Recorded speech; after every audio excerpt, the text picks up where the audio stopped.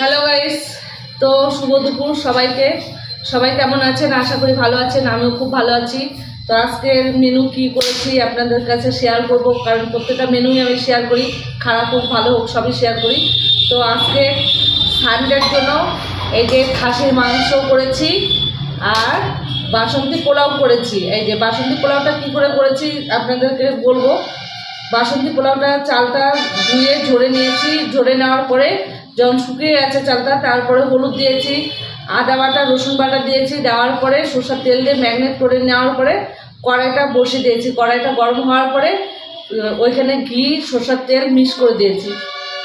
তারপর সম্বরা হয়ে গেল, তারপরে ওইখানে দারচিনি, সাদা এলাচ, কালো এলাচ এবং তেজপাতা সম্বরা দেওয়ার পরে এই কাজু বাদাম, এমনি লাল বাদামগুলোর, খাবার বাদামগুলোর কিশমিশ দিয়ে ভেজে নেওয়ার পরে চালটা দিয়ে দিয়েছি, দিয়ে যতটুকু চাল ততটুকু জল দিয়ে ঢেকে দিয়েছি।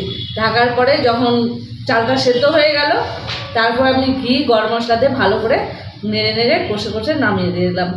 এই যে আমার বাসন্তী পোলাও। তো সবাই চলে আসবেন, আশা করি সবাই চলে আসবেন। আর কেমন হয়েছে খেতে? তো দারুণ সেন্ট বেরিয়েছে, এখনও খাইনি, টেস্ট করিনি, তো দারুণ সেন্ট বেরিয়েছে। তো সবাইকে আমন্ত্রণ করলাম দুপুরে আসার জন্য। তো ভালো লাগলে কমেন্ট করবেন, আর পারলে শেয়ার করে দেবেন। থ্যাংক ইউ, সবাই ভালো থাকবেন, সুস্থ থাকবেন, আবার দেখা হবে। তো মাংসটা ভালো করে দেখে নিন, এই যে খাসির মাংসের কালারটা কি সুন্দর হয়েছে দেখেছেন?